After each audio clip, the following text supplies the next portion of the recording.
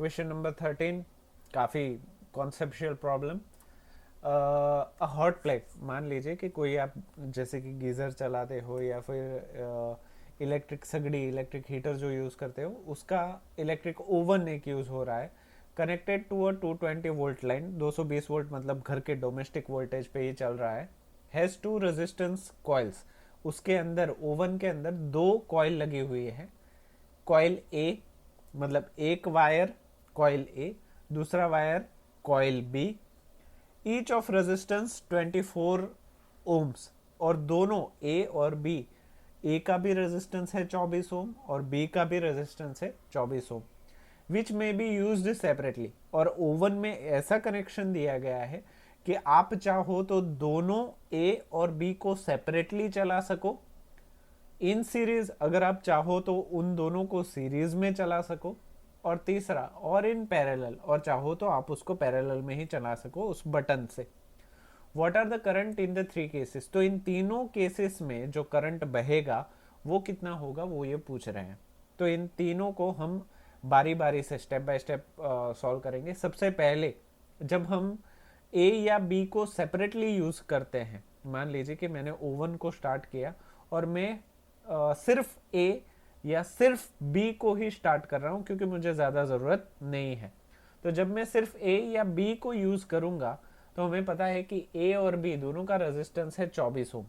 तो हमारे पास वी है, हमारे पास रेजिस्टेंस है, और हमारे पास ओम्स लॉ है, V is equal to I R. तो आर को फॉर्मूला मेकर बनाओ और करंट निकाल लो। So when two coils A and B are used separately, या तो आप ए को यूज करते हो या तो आप बी को यूज करते हो, तब रेजिस्टेंस है हमारा 24 ओम, वोल्टेज 220 वोल्टेज सप्लाई है, V is equal to I R होता है, आई को फॉर्मूला मेकर बनाओ, सो V अपॉन आर हमारा हो जाएगा फॉर्मूला। वोल्टेज है 220 वोल्ट और रेजिस्टेंस है 24 ओम, क्योंकि सेपरेटली एक ही यूज कर रहे हैं। सो यहाँ पे अगर आप कैलकुलेशन करोगे तो जब आप सिर्फ ए या सिर्फ बी यूज करते हो तब जाके करंट बहेगा 9.167 एम्प्स। यस, ठीक है। तो ये तो भाई एक स्टेप तो हमारा हो गया। अभी सेकंड, इन सीरीज हमें पता है कि सीरीज में रेजिस्टेंस सीधे सीधे ऐड हो जाते हैं। तो हमें पता है कि जब हम दोनों को स्टार्ट रखेंगे और वो भी दोनों सीरीज में कनेक्ट होंगे तब जाके रेजिस्टेंस का सीधा सीधा हो जाएगा एडिशन। क्योंकि एक रेजिस्टेंस 24 का है तो 24 प्लस 24 टोटल हो जाएगा 48 ओम्स। तो यहाँ पे जब हम दोनों रेजिस्टेंस को सीरीज में कनेक्ट करते हैं या तो दोनों को एक साथ यूज करते हैं, तो ये 24 और ये 24 क्योंकि ये सीरीज में है तो इक्विवेलेंट रेजिस्टेंस इनका एडिशन हो जाएगा। तो ये हो गया total 40 24 ohms 24 ohms, so total is 48 ohms. Voltage हमारा सेम ही रहता है क्योंकि हम उसको घर में ही यूज कर रहे हैं। फिर से ओम्स लॉ लगाएंगे, V is equal to I R. हमें करंट ढूंढना है सेकंड केस में जब हम दोनों को सीरीज में चला रहे हैं, तब जाके वोल्टेज है 220 वोल्ट और रेजिस्टेंस यहाँ पे आप चाहो तो आर की जगह पे आर एस लिख सकते हो क्योंकि ये सीरीज में कनेक्टेड है। अगर आर लिखा तो भी चलेगा क्योंकि यहाँ पे आपने एडिशन किया हुआ है डायरेक्टली 48 ओम्स। तो यहाँ पे 4.58 एम्पियर यूज कंज्यूम हो रहा है। अगर आप देखो तो इंडिविजुअल जब सिर्फ एक यूज कर रहे थे तब करंट ज्यादा बह रहा था, और जब आप दोनों को सीरीज में कनेक्ट कर रहे हो तब करंट काफी कम हो जा रहा है। अभी तीसरा केस देख लेते हैं, जब इन दोनों रेजिस्टेंस पैरेलल में कनेक्टेड है और हम उसको यूज कर रहे हैं, तो करंट आपको क्या लगता है बढ़ेगा या कम होगा? हमें पता है कि जब हम पैरेलल में कनेक्शन करते हैं तब इक्विवेलेंट रेजिस्टेंस कम हो जाता है, और जब इक्विवेलेंट रेजिस्टेंस कम हो जाता है तो करंट ऑटोमेटिकली बढ़ जाता है। तो मुझे लगता है तीनों केस में ये तीसरे वाले केस में सबसे ज्यादा करंट फ्लो होगा। देख लेते हैं।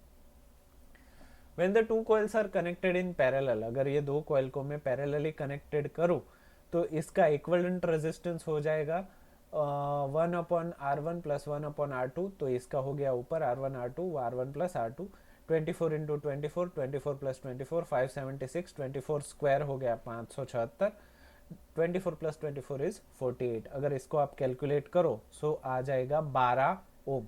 तो जब आप पैरेलल में कनेक्ट करते हो तो इक्विवेलेंट रेजिस्टेंस आधा हो गया, 24 था ना तो आधा हो गया।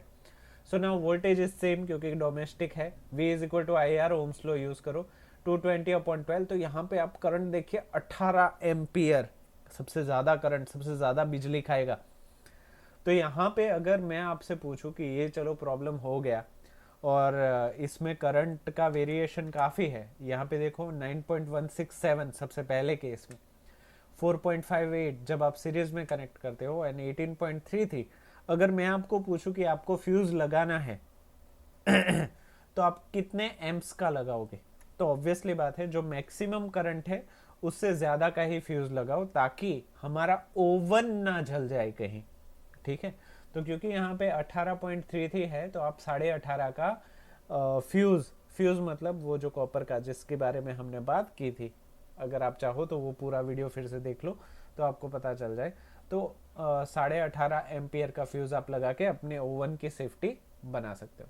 तो इसी के साथ अभी हम चलते हैं क्वेश्चन नंबर 14 के तरफ।